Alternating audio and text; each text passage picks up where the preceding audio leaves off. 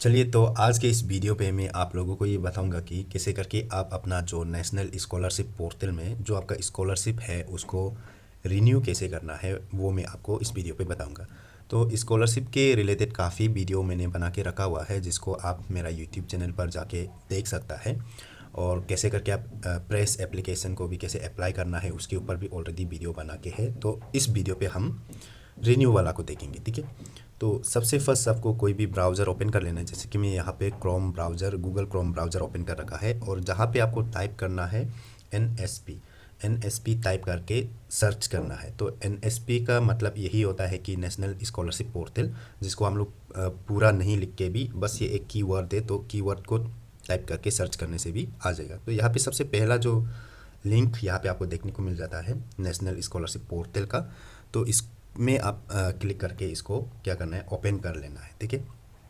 तो ये जब ओपन होगा तो इसका कुछ इस प्रकार से इंटरफेस आपको देखने को मिल जाएगा। और यहाँ पे ज़्यादा इधर उधर जाने का ज़रूरत भी नहीं है। तो OTR वगैरह, जैसे कि वन टाइम रजिस्ट्रेशन वगैरह को कैसे आप रिकवर कर सकता है और आपका पासवर्ड को कैसे रिकवर कर सकता है, उसके ऊपर मैंने ऑलरेडी सेपरेट सी वीडियो बना के रखा हुआ है। अगर आपने नहीं देखा है तो उसको देख लीजिए। और एक बार आपका OTR पासवर्ड वगैरह आपका नहीं है तो आप जाके उस वीडियो को देख के आप अपना OTR एंड पासवर्ड को आप रिकवर कर सकता है, ठीक है। तो यहाँ आने के बाद यहाँ में आपको एक ऑप्शन दिखाई देता है देश देश करके, जिसको एग्जैक्टली क्या कहता है मुझे भी नहीं पता। तो इसमें आप क्लिक करेगा, ठीक है। तो इसमें आप जैसे ही क्लिक करेगा तो लेफ़्ट साइड पे काफ़ी सारे ऑप्शंस आ जाता है। तो यहाँ पे अगर आपके पास OTR ही नहीं है तो आप यहाँ apply for one time registration में जाके आप OTR अप्लाई कर सकते हैं। वैसे तो OTR लास्ट ईयर जो भी स्कॉलरशिप अप्लाई किया होगा सबको OTR मिला होगा, क्योंकि वो एक समय में OTR वगैरह आपका रजिस्टर्ड मोबाइल नंबर और जो आपका आधार कार्ड में लिंक वाला मोबाइल नंबर है वहाँ पे OTR सबको मिला था, ठीक है। तो आपको भी मिला भी होगा। तो आपने लास्ट ईयर स्कॉलरशिप अप्लाई किया था बोलने से तो आपको भी मिला होगा, तो आप उसको रिकवर आराम से कर सकता है, ठीक है। तो लास्ट ईयर आपने स्कॉलरशिप भी अप्लाई नहीं किया था ऐसे कुछ होने से तो आपको OTR नहीं मिला होगा, तो आप यहाँ पे apply for one time registration में जाके कर सकेगा, ठीक है। उसके बाद हमें क्या करना है कि यहाँ पे जहाँ था इधर उधर नहीं जाना है। तो यहाँ पे सेकेंड में आपको अप्लाई फॉर स्कॉलरशिप का ऑप्शन है, इसमें हम क्लिक करेंगे अप्लाई फॉर स्कॉलरशिप, ठीक है। तो अप्लाई फॉर स्कॉलरशिप पे क्लिक करने के बाद इसका नेक्स्ट इंटरफेस आपको यहाँ पे कुछ इस प्रकार से देखने को मिल जाएगा, जहाँ पे आप लॉगिन वगैरह करने के लिए यहाँ पे ऑप्शन आ जाता है पेज जो। तो लॉगिन करने के लिए सबसे पहला चीज़ आपको चाहिए यहाँ पे OTR यानी कि वन टाइम रजिस्ट्रेशन। तो वन टाइम रजिस्ट्रेशन आपने लास्ट ईयर यानी कि 2023 में स्कॉलरशिप अप्लाई किया था बोलने से तो आपको मिला होगा OTR। तो आपको मालूम नहीं है या भूल गया होने से आप यहाँ से भी डायरेक्ट आप फॉरगॉट OTR में जाके कर सकेगा आपका आधार कार्ड का नंबर के मदद से। और इसमें आपका आधार कार्ड में जो मोबाइल नंबर लिंक है वो मोबाइल नंबर भी होना ज़रूरी है, क्योंकि वहाँ पे OTR वगैरह या OTP वगैरह जो वहाँ पे आता है, ठीक है। तो ऐसे भी हो सकता है कि आपके पास OTR है फिर आपके पास पासवर्ड नहीं है, ऐसे होने से तो आप यहाँ फॉरगॉट पासवर्ड पे जाके आप उसको भी रिकवर कर सकेगा, ठीक है। अदरवाइज़ आप क्या करेगा कि OTR यहाँ पे डालेगा, फिर आपका जो भी पासवर्ड है उसको फिल करेगा। फिल करने के बाद फिर नीचे में आपको जो यहाँ पे शो हो रहा है जिसको हम कैप्चा या सिक्योरिटी कोड बोलता है, जिसको हम यहाँ पे फिल करेगा, फिर हम लॉगिन पे क्लिक करें। यहाँ जैसे दिख रहा है वैसे करना है, जैसे कि नंबर्स है तो नंबर्स, और लेटर में फिर स्मॉल होता है, फिर स्मॉल को स्मॉल और लार्ज को लार्ज करके कैपिटल को कैपिटल करके आपको डालना है, फिर आपको लॉगिन कर देना है, ठीक है। तो मैं यहाँ पे लॉगिन कर लेता हूँ। तो आप जैसे ही अपना OTR और पासवर्ड डाल के फिर कैप्चा फिल करके लॉगिन पे क्लिक करेगा तो आप लॉगिन हो जाएगा। तो कुछ इस प्रकार से आपको यहाँ पे पॉपअप देखने को मिलेगा, लॉग इन सक्सेसफुली, ठीक है। तो यहाँ पे बस आपको ओके कर देना है। तो ओके करने के बाद फिर आपने लास्ट ईयर अप्लाई किया था तो यहाँ पे आपको इस प्रकार से यहाँ पे जैसे शो हो रहा है वैसे ही आपको शो होगा। ये मेरा बहन का है, तो आप लोगों को इसके थ्रू ही आपको बस दिखा देगा करके। तो मेरा बहन का लास्ट ईयर भी अप्लाई किया था तो अभी उसका रिन्यू करना है। तो यहाँ पे कुछ इस प्रकार से आपको शो होगा, ठीक है। तो यहाँ पे फिर आपको रिन्यू करने के लिए क्या करना पड़ेगा, तो यहाँ पे आपका एप्लीकेशन ID है, फिर ईयर, उसके बाद यहाँ पे रिन्यू है करके शो कर रहे हैं, और यहाँ पे स्कॉलरशिप फिलहाल यहाँ पे एक्टिव है। तो यहाँ पे हम अप्लाई रिन्यू वाला को हम रिन्यू करने के लिए यहाँ पे प्रोसीड पे हम क्लिक करेंगे, ठीक है।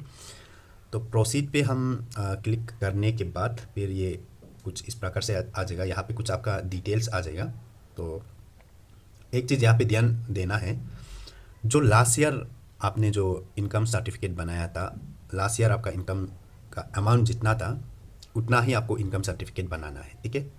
तो पहले क्या होता था कि हम लोग जब रिन्यू करता है तो इनकम का अमाउंट को हम लोग एडिट कर सकता था, यानी कि गत्ता बढ़ा सकता था, मतलब आराम से उसमें कर सकता था। फिलहाल अभी क्या है कि यहाँ पे आप अपना प्रीवियस ईयर का जो इनकम है, आपका रिन्यू है, तो फिर रिन्यू में आपका लास्ट ईयर जो इनकम आपने डाल के रखा था वही सेम इनकम आपको यहाँ पे देखने को मिल जाएगा, और इसको आप चेंज भी नहीं कर सकेगा। तो उसके लिए आपको क्या करना पड़ेगा, आपका जो इनकम सर्टिफिकेट है वहाँ पे, यहाँ लॉगिन होने के बाद यहाँ पे आपका इनकम, एनुअल इनकम जो है कि शो होगा, तो उसको देख के उसका हिसाब से आपको आपका इनकम सर्टिफिकेट को बना लेना चाहिए, ठीक है। तो यहाँ पे आप इसको चेंज नहीं कर सकते हैं, आपका इनकम सर्टिफिकेट को ही इसका हिसाब से आपको बना लेना चाहिए। उसके बाद नीचे में फिर आपका जैसे कि हॉस्टलर है तो फिर येस कर देना है, और नहीं है तो नो कर देना है।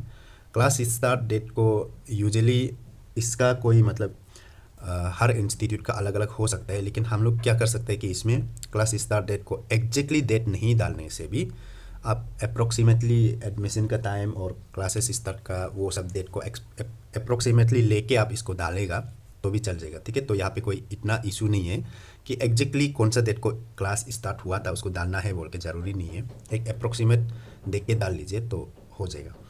फिर आपका प्रीवियस क्लास में जो भी आपका परसेंटेज था उसको यहाँ पे भर देना है। उसके बाद यहाँ पे जो आपका सेक्शन रोल नंबर शो हो रहा होगा वो आपका प्रीवियस क्लास का हो सकता है। तो यहाँ पे क्या करना है कि अभी प्रेजेंट क्लास में आपका जो भी रोल नंबर है वो फिल करके सेक्शन वगैरह को फिल करना है, ठीक है।